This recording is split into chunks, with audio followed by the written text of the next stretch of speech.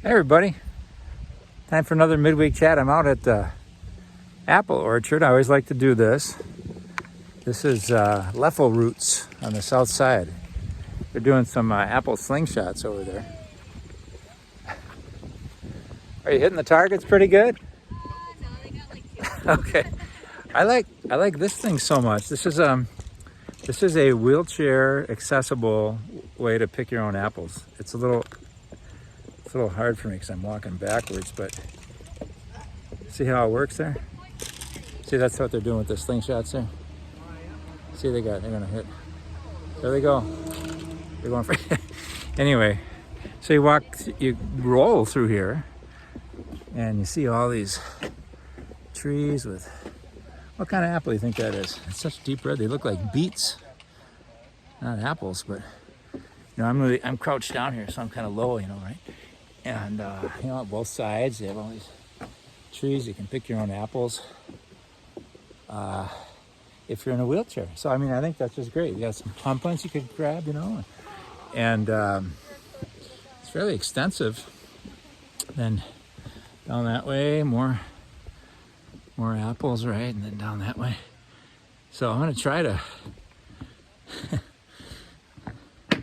get down to a place that's a little sheltered from the wind for the rest of this chat. I'll say hello to you again this way, hoping I'm not making you dizzy, but I wanted to sit out on a picnic bench, but it's kind of windy. So look at this. Pumpkins. It's not just about apples here. They said it's the biggest pumpkin yield they ever had. I'm not sure even, I talked to, I don't know if it's the owner who, last week, and she said, is he going to market them somewhere, like sell them? And she said she didn't think so. So, anyway, could probably get a good deal on a pumpkin out here. So there's a pile of wood chips over here. I'm gonna try to set this down on the wood chips. But I wanted to show you, it's not great how they made apple picking accessible. I thought that was really a good deal. Let's see if I can get this to stand up in the pile of wood chips. Oh, how is it? Thought we get some pumpkins in the background. Not bad, huh? Okay, let's see. All right, let's see. Good. Maybe should I bring it? No, it's okay. All right, what do I got here? Get my bag out. I can never have too many of these, so I got one of these. Little stocking cap for winter coming up. I love them when they hug your ears nice. Isn't that great? So, I wanted to show you this. I got this here, I think last week, or maybe at Glass Orchard. It's kind of a little small, but kind of a regular size, pretty good. Look what they have here. Look at the relative size of those guys. Wow. So it's right next to my face, so it's as big as my face, basically, right? This is called a Wolf. Is it Wolf River apple or Wolf? I think I mentioned it last year. I was so taken by it. I'll have it for breakfast tomorrow. Honestly, some of the more hybrid ones I find more tasty, like a Honeycrisp or Zestar, Sweet Tango. But it's an indigenous, it's like an heirloom tomato. It's indigenous to before any Europeans arrived in Wisconsin. Those apples were growing in Wisconsin. So I think that's pretty cool. All right, so get to some Parish news and some things now that we've had this tour. Oh boy, look at all this stuff here. Okay, got a whole list of different things. So a week from today is October 4th, Feast of St. Francis. You can tell some St. Francis stories on that day. Great saint, probably my favorite saint. People ask sometimes, who's your favorite saint? It'd be nice maybe if I had a favorite saint that I felt I could emulate more or imitate, but man, he was just so fearless and so dedicated to living with the crucified Christ, being in solidarity with the poor, and just having nothing. It's living each day on God's daily bread, and that's pretty tough for us. It'd be hard for me. So we shouldn't give up though. That's the thing. Remember Dorothy Day? she said, don't call me a saint, because when you call someone a saint, then you sort of say it. You don't have to be like them, or you can never do what they do. And that's the danger of calling someone a saint or having an attitude toward the saints, like we can't, they're holier than me. I could never do that. We should do stuff worthy of saints every day. So, you don't want to be the opposite of a saint, right? A schmuck. So, anyway, so we'll have pet blessings on the Feast of St. Francis. His life's about a lot more than animals, but he is the patron saint of animals, pets. And so after school, these will both be in the front, off the front parking lot on the 8th hole of our 8th fairway of our disc golf course. Bring your iguanas, bring your guinea pigs, bring your dogs, cats, snakes. Sometimes we get some pretty interesting things that show up. So 2 of them after school. So make it easy for parents picking up their kids at school, can bring their pets. Or at 6 o'clock, make it easy for people bringing their children to religious ed. That begins at 6:15. So we'll have a blessing at 3:20, 3:25, and 6 o'clock. All right, good. New carpet. We got new carpet. Yesterday and today was installed in the gathering space. So I hope you notice. I hope you think it's beautiful. Yeah, that was the original carpet to the gathering space when it was put in about 20 years ago. So it's about time. A lot of stains that just wouldn't lift anymore, and some fraying and things like that. So thanks to the folks who put that in. I write these things and then I can't read my own writing. Oh, spam. So increasingly this week I've heard again, I got another email from you, Father, asking for money, or I got a text message from you. Actually, Nick, our great new music liturgy director, he called me. He said, yeah, you wanted to talk to me?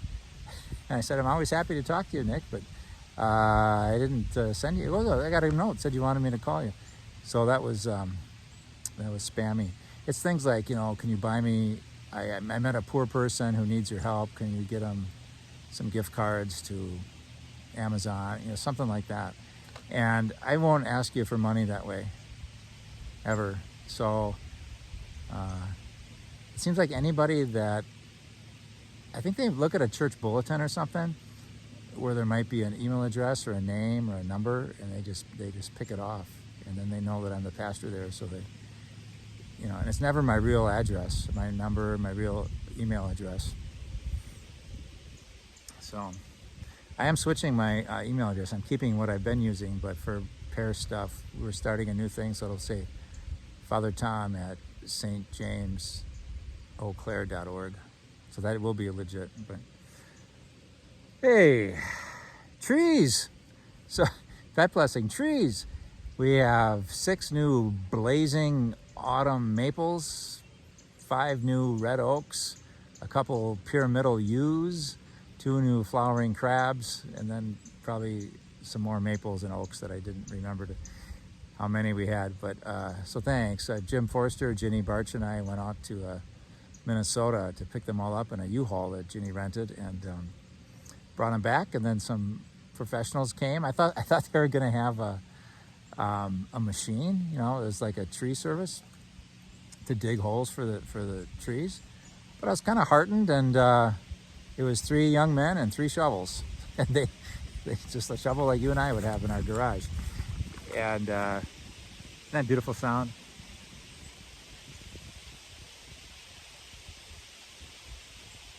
I hope you can hear that. That's my favorite sound, I think, in the world. Those are our popple trees, or aspens, So anyways, 3 guys, and they worked in the rain, and just took them 2 days. But it's hard work. Out in the playground especially, said it's very rocky soil to try to get down deep and dig a... And then they were like, this one guy, they're trying to figure out, is it deep enough yet? Because it was hard digging out there. And they said, well, somebody get a measuring tape and measure they run these big pots. So measure the pot and then measure the hole to see if it's the same. It made sense to me. But then one of the guys just picked up the tree and put the pot in the hole, and it didn't fit. It was still too high. I go, no, it's too high yet. So that's a quicker way to measure, right? So clever. Diocesan Annual Appeal. Lest we forget, there's a Diocesan Annual Appeal. We're having one this fall. So every year to support the wider mission of the church, not just St. James, but the Diocese of La Crosse, to which we belong, and their offices and their needs, we have an annual appeal. Last year we did not, because it was folded into our capital campaign, Inspired by the Spirit. So it was nice, I have to say, not to have a fall drive. There's a lot of work to do the capital campaign, of course, but anyway, so that no longer includes the annual appeal. That was 1 year it was folded into the capital campaign. So we're back at it. So on the 14th and 15th, we'll have a little kickoff. I'll give a little talk about the needs of the diocese. We might see Bishop Callahan on video. We'll see how all that works, but we have a pretty hefty target this year, just because we've had generous people, and the diocese has noted that in our annual report of our income and all that. And so there's a formula how much each parish's target is, target which we must hit one way or another, hopefully through donations and pledges. That'll be coming up. More on that later, just so you're not shocked when I mention it again. Healing Mass. So a couple weeks from now, 2 weeks from today, 2 weeks from today, at 1 o'clock, we'll have a Healing Mass. It's regular Mass with readings about, might be the readings of the day, but the focus is on healing. And what a beautiful topic, what a beautiful focus of so much of Jesus' life. He came to heal us. He had some physical healings, of course, but also a lot of spiritual healings, mercy, love, acceptance. You're okay. You're loved. There's a lot of healing in that. So anyway, it'll be 1 o'clock in the afternoon on Wednesday, October 11th. Okay. Oh, I want to mention Louise McKinley.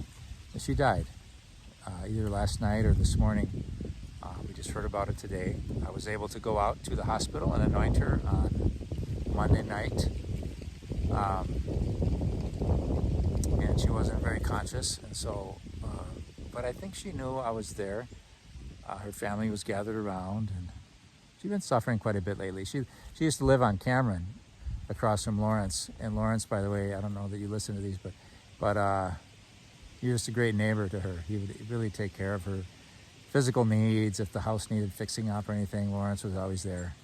Lawrence always joins us on Saturday afternoon for Mass, and so family's so important. Good neighbors are so important. What a blessing it is to have good neighbors. And so Louise had both, and her faith was super important to her.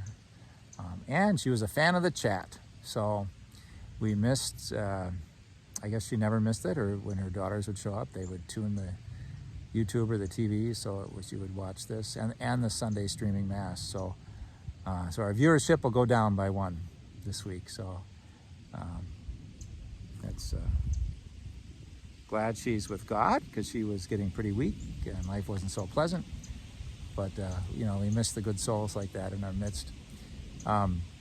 So her funeral will be on Friday, October 13th at 11:30.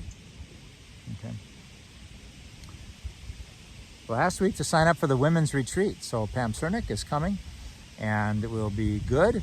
I know, because I know she leads good retreats. She's worked with us in the past, and that'll be on Saturday, October 14th. And there's a fee, $40. If that's prohibitive to you, let me know. And I just want as many people who want to experience a day of retreat for women together to be able to do that. So it'll run from, I think, 9 a.m. till Mass.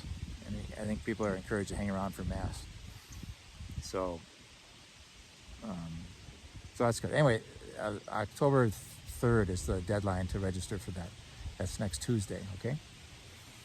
28th of October will be Trunk or Treat. Just mention that quickly. I'll get more details about later. From 2 in the afternoon to 4:30 in the afternoon. And then Mass is at 4:30. So Trunk or Treat is coming Saturday before Thanksgiving. Confirmation students were at Mass on Sunday at 10 o'clock. I was going to mention it. We had a lot going on. We had baptism and things like that. And I wanted to get a picture. I emailed the mother. She usually gets my emails, but I want to get a picture of that up on our Facebook. As soon as I get it, I'll throw it up. Okay, so anyway, it was nice to see them. It's something they're trying new. Once a month is to meet with Ashley or Kelly, have a little discussion about the Sunday readings, and then go to Mass together. So I thought that was great. So if you notice, it was a little more crowded on Sunday at 10. The back was kind of a lot of our high school sophomores were there. So,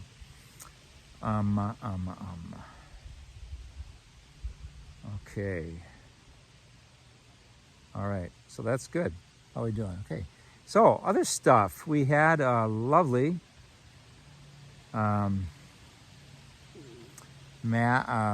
evening last night, I thought, thanks to Larry Winter. He wrote that book, Superhuman Being, about healing from trauma. And it was our book club book. And I thought it would be extra special because we had the author in the parish, and he could be there for our book discussion. And I was right. It was a great hour and a half together.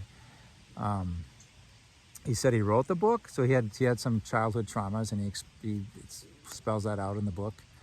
And so in a way, I think everyone said it was kind of hard to read, but important because it was real, true human experience that we often don't get a window into, because people kind of hold that close to their chest. And he said he wrote the book so that people who have similar experiences of trauma wouldn't feel alone, to know there's a place, someone else they can read about and feel accompanied by. He also offers you could be part of a support group that's laid out in the book. You could also contact me about that, and I could get you in touch with him. And he said for those who haven't really experienced a lot of trauma, to read it and might make us more empathetic, more compassionate, more gentle with one another. And if anyone came to you with some kind of issue, you would have a little bit of background.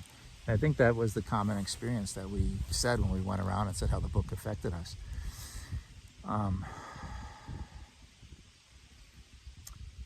So much of it was, he said, connection. He said, well, the key things for healing, and he says, it's not over. It's a continuing journey. But much like an addict, he'd say, I'm in recovery. I'm pointed in the right direction. I'm not as debilitated as I was. I'm more free to cope with life and not run from it. And so much of it was coming to grips with the feelings of the past that he'd kind of just shut away because they're too painful, too unpleasant, and escape into all kinds of behaviors that aren't healthy, but just to sort of protect ourselves. But he said the two key things that were important for healing were connection, so having someone or someones in your life that you can be really honest with and share and feel safe with. They'll accept you and love you. And then his relationship with Jesus, his relationship with Christ.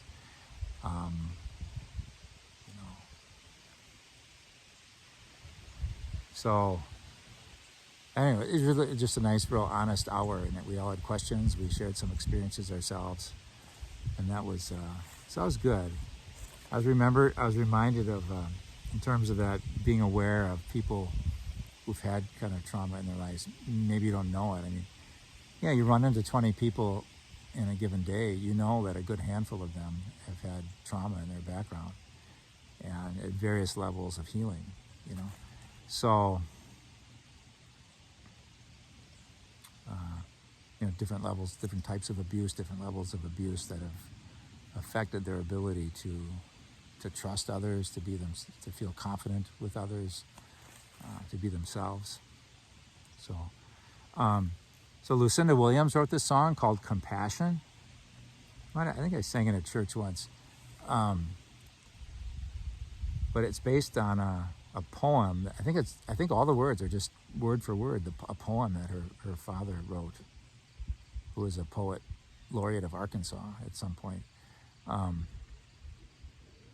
And the refrain, where does it go here? So, one of the verses says, have compassion for everyone you meet, even if they don't want it. What seems conceit what seems bad manners, different verses, is only a sign, only a sign, only a sign, only a sign of things no ear has heard, only a sign of things no eye has seen. You do not know what wars are going on down there where the spirit meets the bone, down where the spirit meets the bone. And that was first time I heard her sing that, I thought, wow, that's powerful. You don't know what wars are going on down where the spirit meets the bone. So, anyway, have compassion, everyone you meet. Always good advice.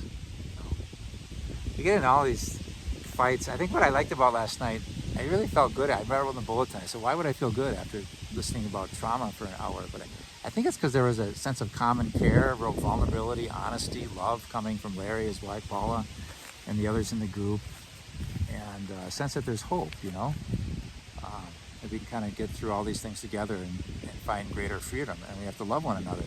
And it just, to me, it exposes the pettiness of a lot of things we put our energy into, whether it's just materialism and things, or being right about stuff and kind of get offended by people so easily, when probably people that are the rudest have some problems going on and are more worthy of our compassion than our resentment.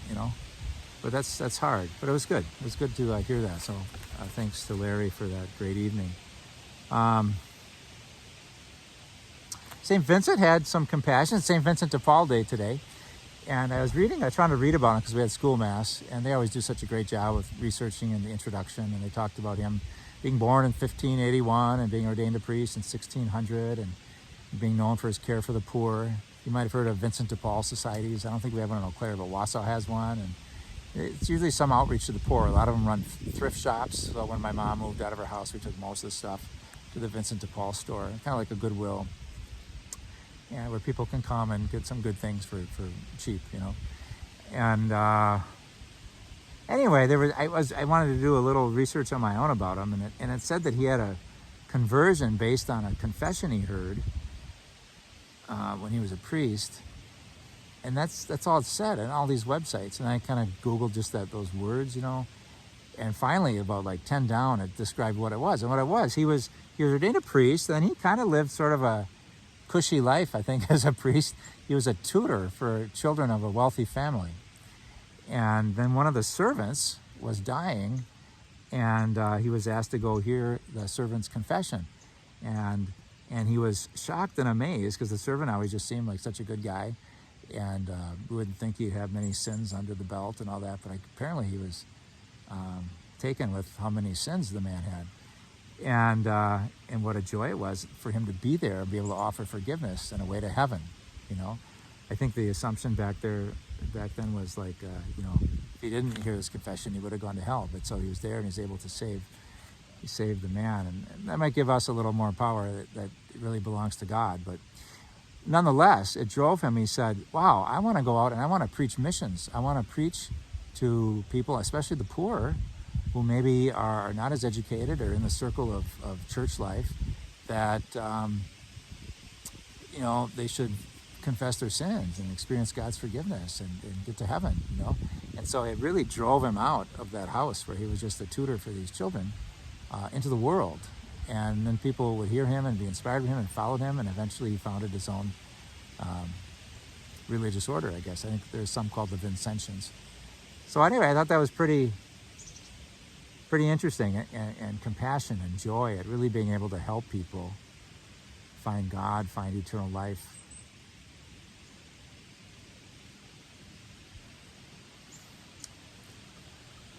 What makes for us to have a conversion? For him it was becoming aware of the need of someone else that he didn't realize was there, and that how he could help.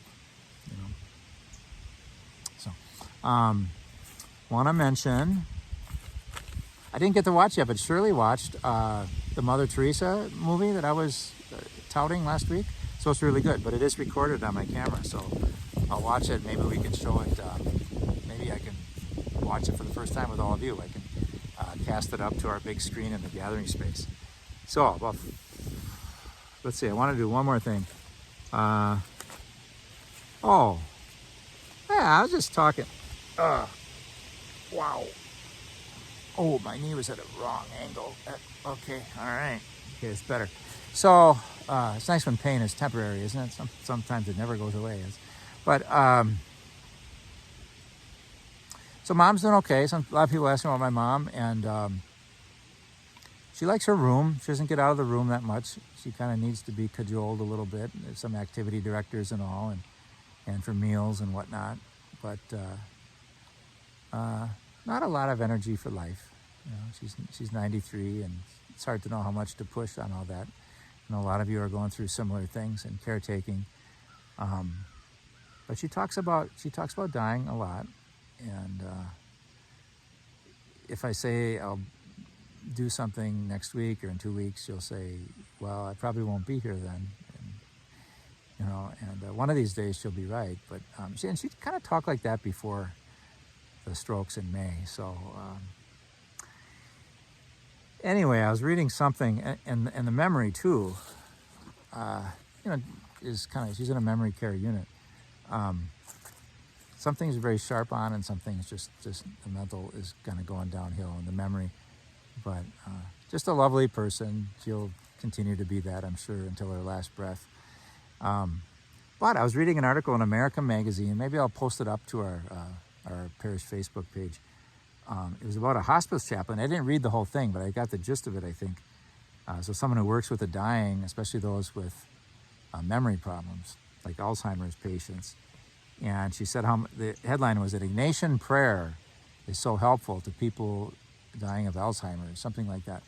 And the prayer, I knew it was going to be. It was going to be they call it the Susipe, which must be received, Lord, or something. It's in the prayer. But you probably heard this put to song. But it includes the line, "Take, Lord, receive my memory." It's like, you have given all to me, now I return it. You know, so even my memory that I'm losing, you receive, And so the whole prayer goes like this: "Take, Lord, receive all my liberty, my memory, my understanding, and my entire will, all that I have and call my own. You have given all to me, now I return it. Dispose of it wholly according to your will. Give me only your love and your grace. That is enough for me." So you might have heard that put to music. My favorite one is from the 70s. "Take, Lord, receive all my memory." Then there's also the one we've been singing lately. It's in our books. "Give me only your love and grace. These alone, oh Lord, are enough for me." You might have heard those. But I enjoyed what the author wrote. She wrote this. She said when she was working with the dying, she'd bring that prayer up. And she'd say, "Did I mouth the exact words as I prayed with those whose earthly lives were ending? Not always, but I invited them into the pervasive love of God that persuades one to surrender all this, all that they have and hold. A love that persuades one to surrender all that they have and hold to a love that compels and completes us, drawing us like a magnet toward holy mystery. What I witnessed in the process was a profound sense of this prayer's final words coming alive. Give me only your love and grace. These are enough for me. Emptied of all they could possibly give, God's infinite love and intimate grace finally became enough as they stared into the face of eternity. God's infinite love and intimate grace finally became enough as they stared into the face of eternity. God bless you, everybody.